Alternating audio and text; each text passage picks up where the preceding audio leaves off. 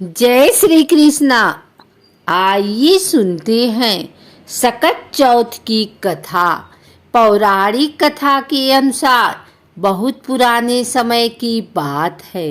एक शहर में देवरानी जेठानी रहती थी। जेठानी अमीर थी और देवरानी गरीब थी।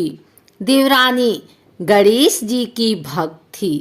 देवरानी का पति जंगल से लकड़ी काटकर बेचता था और अक्सर बीमार रहता था। देवरानी जेठानी के घर का सारा काम करती और बदले में जेठानी बचा हुआ खाना, पुराने कपड़े आदि उसको दे देती थी। इसी से देवरानी का परिवार चल रहा था। माघ महीने में देवरानी ने तिल चौथ का व्रत किया। 5 रुपए का तिल व गुड़ लाकर तिलकुटा बनाया। पूजा करके तिल चौथ की कथा सुनी और तिलकुटा छीके पर रख दिया और सोचा कि चाँद उगने पर पहले तिलकुटा और उसके बाद ही कुछ खाऊंगी। कथा सुनकर वह जेठानी के यहाँ चली गई। खाना बनाकर जेठानी के बच्चों से खाना खाने को कहा तो बच्चे बोले, माँ ने व्रत किया है और माँ भूखी है। जब माँ खाना खाएगी हम भी तभी खाएंगे। जेठ जी को खाना खाने को कहा तो जेठ जी बोले, मैं अकेला नहीं खाऊंगा। जब चाँद निकलेगा तब सब खाएंगे, तभी मैं भी खाऊंगा। जेठानी ने उसे कहा कि आज तो किसी ने भी अभी तक खाना नहीं खाया, तुम्हें कैसे दे दूं? तुम सुबह सवेरे ही बचा हुआ खाना ले जाना। देवरानी के घर पर पति बच्चे सब आस लगाए बैठे थे कि आज तो त्योहार है, इसलिए कुछ पकवान आदि खाने को मिलेगा। परंतु जब बच्चों को पता चला कि आज तो रोटी भी नहीं मिलेगी तो बच्चे रोने लगे। उसके पति को भी बहुत गुस्सा आया। कहने लगा, सारा दिन काम करके भी 2 रोटी नहीं ला सकती तो काम क्यों करती हो? पति ने गुस्से में आकर पत्नी को कपड़े धोने से मारा। धोना हाथ से छूट गया तो पाटे से मारा। वह बेचारी गणेश जी को याद करती हुई रोते रोते पानी पीकर सो गई। बोलो गणेश जी महाराज की जय। चौथ माता की जय। तिल चौथ की जय। गणेश जी देवरानी के सपने में आए और कहने लगे, धोने मारी पाटे मारी सो रही है या जाग रही है? वह बोली, कुछ सो रही हूँ, कुछ जाग रही हूँ। गणेश जी बोले, भूख लगी है, कुछ खाने को दो। देवरानी बोली, क्या दूं? मेरे घर में तो अन्न का एक दाना भी नहीं है। जेठानी बचा खुचा खाना देती थी, आज वो भी नहीं मिला। पूजा का बचा हुआ तिलकुटा छीके में पड़ा है, वही खा लो। तिलकुटा खाने के बाद गणेश जी बोले, धोने मारी पाटे मारी निमटाई लगी है, कहाँ निमटे? ओ बोली, ए पड़ा घर, जहाँ इच्छा हो वहाँ निमट लो। फिर गणेश जी बोले, अब कहाँ पोंछूं?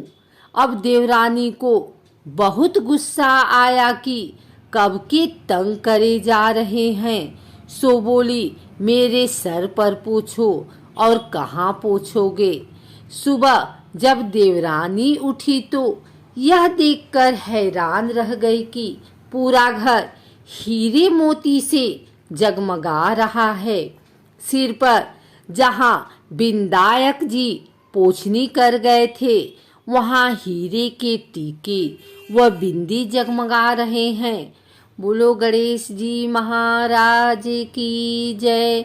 चौथ माता की जय। तिल चौथ की जय। उस दिन देवरानी जेठानी के काम करने नहीं गई। बड़ी देर तक राह देखने के बाद जेठानी ने बच्चों को देवरानी को बुलाने भेजा।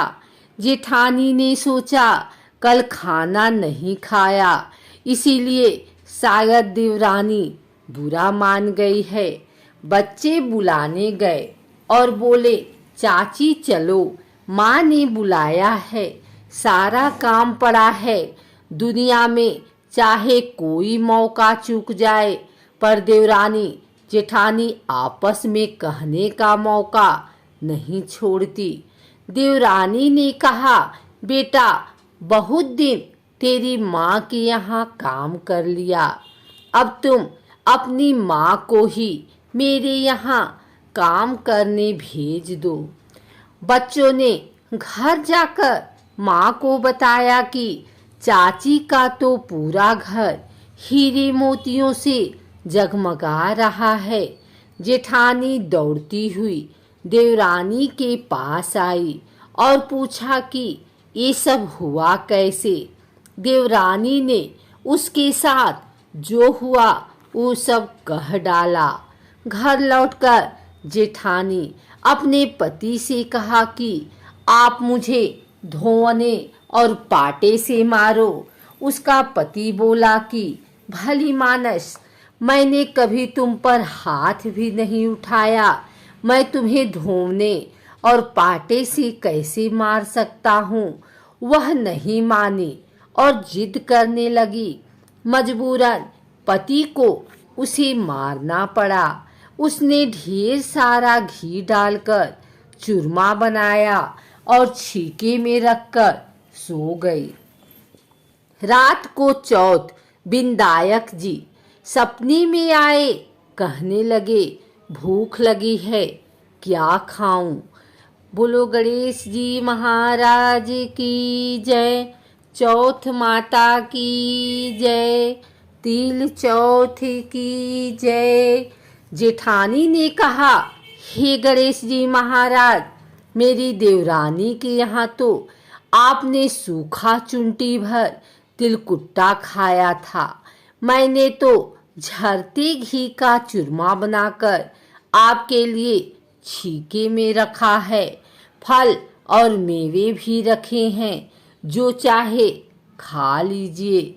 गणेश जी बोले, अब निपटे कहाँ। जेठानी बोली, उसके यहाँ तो टूटी फूटी झोपड़ी थी, मेरे यहाँ तो कंचन के महल हैं, जहाँ चाहो निपटो। फिर गणेश जी ने पूछा, अब पोछूं कहाँ।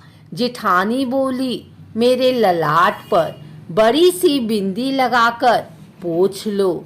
धन की भूखी जेठानी सुबह बहुत जल्दी उठ गई। सोचा घर हीरे जवाहरात से भर चुका होगा, पर देखा तो पूरे घर में गंदगी फैली हुई थी, तेज बदबू आ रही थी। उसके सिर पर भी बहुत सी गंदगी लगी हुई थी। उसने कहा, हे गणेश जी महाराज, ये आपने क्या किया। मुझसे रूठे और देवरानी पर टूटे। जेठानी ने घर की सफाई करने की बात बहुत ही कोशिश की, परंतु गंदगी और ज़्यादा ही फैलती गई। जेठानी के पति को मालूम चला तो वह भी बहुत गुस्सा हुआ और बोला, तेरे पास इतना सब कुछ था, फिर भी तेरा मन नहीं भरा। परेशान होकर चौथ के विनायक जी गणेश जी से मदद की विनती करने लगी। विनायक जी ने कहा, देवरानी से जलन के कारण तूने जो किया था, यह उसी का फल है।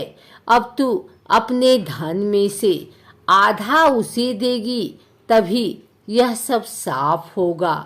बोलो गणेश जी महाराज की जय। चौथ माता की जय। तिल चौथ की जय। उसने आधा धन बांट दिया, किंतु मोहरों की एक हाड़ी चूल्हे के नीचे गाड़ रखी थी। उसने सोचा किसी को पता नहीं चलेगा, और उसने उस धन को नहीं बांटा। उसने कहा, हे चौथ विनायक जी, अब तो अपना यह बिखराव समेटो।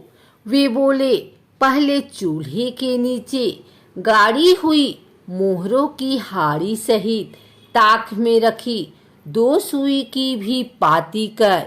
इस प्रकार विनायक जी ने सुई जैसी छोटी चीज का भी बंटवारा करवाकर अपनी माया समेटी। हे गणेश जी महाराज, जैसी आपने देवरानी पर कृपा करी, वैसी सब पर करना। कहानी कहने वाले, सुनने वाले व हुंकारा भरने वाले सब पर कृपा करना, किंतु जेठानी को जैसी सजा दी वैसी किसी को मत देना।